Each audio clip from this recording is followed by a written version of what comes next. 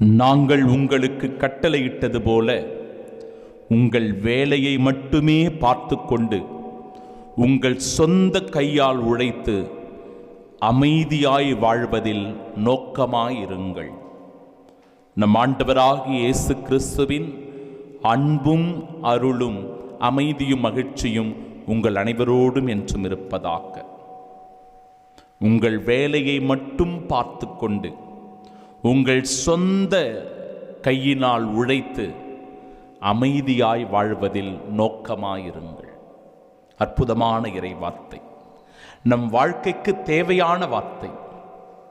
நம்ம வேலையை பார்த்துக்கிட்டு நாம் இருக்கணும். அடுத்தவங்களுடைய வாழ்க்கையில் போய் தலையிடுவது, அடுத்தவங்க காரியத்தில் போய் மூக்கை நுழைப்பது நமக்கு கூடாது. அந்த செயலை நாம் செய்யக்கூடாது. பல பேருக்கு அவர்களை பற்றி கவலைப்படுவதை விட பிறரை பற்றிய கவலை, அடுத்த வீட்டுக்கார பற்றி கவலை, அடுத்த குடும்பத்தை பற்றிய கவலை, இதெல்லாம் நமக்கு தேவையில்லை. நம்மை நாம் கவனிப்போம், நம் குடும்பத்தை பார்ப்போம், நம் கணவனை, நம் மனைவியை, நம் பிள்ளைகளை நாம் உற்று நோக்குவோம். நாம எப்பேற்பட்ட வாழ்க்கை வாழறோம்? கடவுளுக்குரிய வாழ்க்கையை வாழ்ந்து கொண்டிருக்கிறோமா? மனித ஆசைகளுக்கு அடிமையாகி போயிருக்கிறோமா? நம்மை பற்றி நாம் சிந்திக்கவும் தியானிக்கவும் இந்த நாளின் இறை வார்த்தை நமக்கு அழைப்பு தருகிறது. உங்கள் வேலையை மட்டும் பார்த்து கொண்டு, நம்ம வேலையை நாம பார்க்கணும்.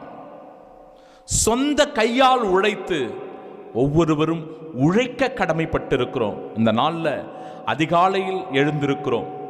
ஆண்டவர் நம்மை ஆசீர்வதித்திருக்கிறார். தொடர்ந்து இந்த திருப்பலியை பார்த்து கொண்டு ஜெபித்து கொண்டு கடவுளுடைய ஆசீரை பெற்று நம் பணிகளுக்கு செல்ல வேண்டும். உழைக்க வேண்டும், கடினமாக உழைக்க வேண்டும். நம் குடும்பத்தின் முன்னேற்றத்திற்காக, நம் பிள்ளைகளின் நல்வாழ்க்கைக்காக, நம் குடும்பத்தினுடைய அந்தஸ்துக்காக நாம் உழைக்கணும். கடுமையாக உழைக்கும் போதுதான் வாழ்க்கையில் முன்னேற்றம் வரும், நல்ல வளர்ச்சி ஏற்படும்.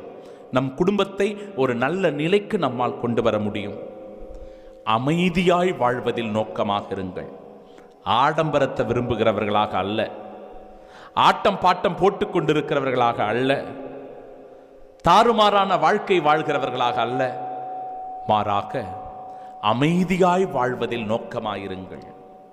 தாழ்ச்சியும் எளிமையும் அமைதியும் நம் வாழ்க்கையில் வேண்டும். என் அன்பு சகோதர சகோதரிகளே, நற்செய்தி வாசகம் அழகான ஒரு படிப்பினையை நமக்கு தருகிறது. ஒரு தலைவர் தன்னுடைய பணியாளர்களுக்கு தாளந்துகளை கொடுக்கிறார். 5 தாளந்து, 2 தாளந்து, 1 தாளந்து என்று தாளந்துகளை கொடுக்கிறார். 5 தாளந்து பெற்றவர் போய் வாணிகம் செய்து இன்னும் 5 தாளந்தை ஈட்டிக் கொண்டு வருகிறார். தன்னிடத்தில் இருக்கின்ற திறமைகளை, கடவுள் நமக்கு கொடுத்திருக்கின்ற ஆசீர்வாதங்களை சரியாக நாம் பயன்படுத்த வேண்டும்.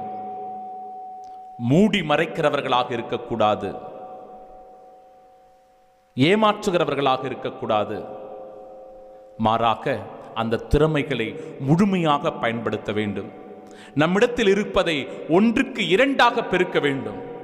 5ஐ 10ஆக்கக்கூடிய ஆற்றலை பெற்றவர்களாக வாழ வேண்டும். அப்படிப்பட்டவர்களை ஆண்டவர் இந்த நாளில் எப்பேற்பட்ட ஒரு ஆசீர்வாதமான வார்த்தைகளை சொல்லி ஆசீர்வதிக்கிறார் என்றால், நன்று நம்பிக்கைக்குரிய நல்ல பணியாளரே, சிறிய பொறுப்புகளில் நீ நம்பிக்கைக்குரியவனாய் இருந்தாய், எனவே உன்னை பெரிய பொறுப்புகளில் அமர்த்துவேன். என் தந்தையாகிய மகிழ்ச்சியில் நீரும் வந்து பங்கு கொள்ளும் என்று அழைக்கிறார். பார்த்தீங்களா?